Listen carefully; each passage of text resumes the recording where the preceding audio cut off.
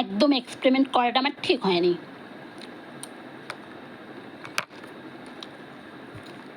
Hello, good evening সবাইকে। দেখো এখন প্রায় ওই 5টা কি 5:15 হবে। আজ দুপুরে আমি সেভাবে কিছু খাইনি, তার কারণে আমি এই শসাটা আর এখানে বেশ কিছু চানাচুর আর এই পপকর্নটা রেখে দিয়েছিলাম যে বিকালে একটা স্ন্যাক্স হিসেবে চাট বানিয়ে খাবো।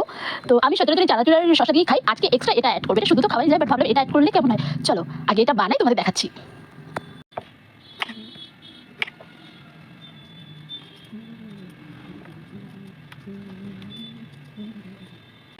দেখো ফাইনালি আমার শসা কোচানোর ডান। এইবার হচ্ছে কি চানাচুরটা দেবো।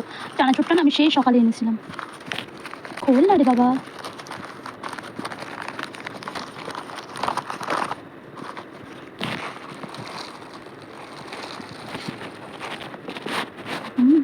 একটুখানি নরম হয়ে গেছে, বাট ঠিক আছে।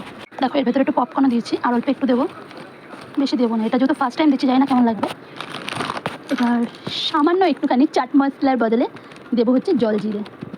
আমি তো স্পেশালি ওই চানাচুর আর ইসে দিয়েই খাই, শসা লঙ্কা, আজকে তো এসব কিছুই নেই, তো এটা নতুনত্ব অ্যাড করলাম। এবার এটাকে মিক্স করবো। ফাইনালি ভালো করে মিক্স করে নিয়েছি। এবার এটা খেয়ে দেখার পালা। চলো এটাকে আগে একটু খেয়ে দেখি যে আমার এক্সপেরিমেন্ট করাটা ঠিক না ভুল হলো।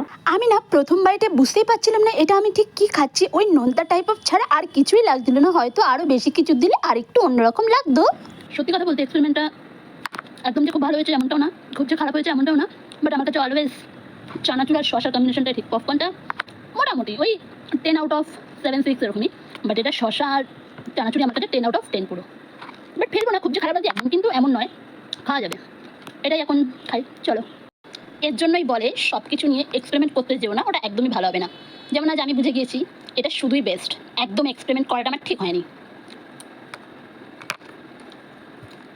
চলো টাটা।